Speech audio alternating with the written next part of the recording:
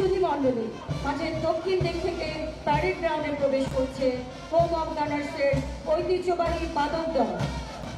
বাদক দলে নেতৃত্ব দিচ্ছেন সার্জেন্ট ব্যাটসম্যান মোহাম্মদ সিরাজুল নবী।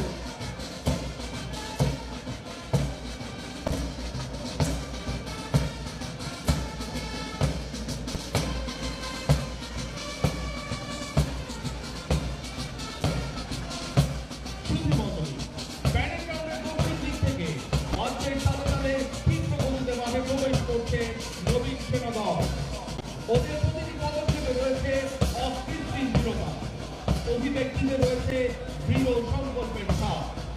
শিশুদের উল্লাসে উদ্ভাসিত এই নবীন সেনা দল এগিয়ে আসছে ওরা বীর দর্পে।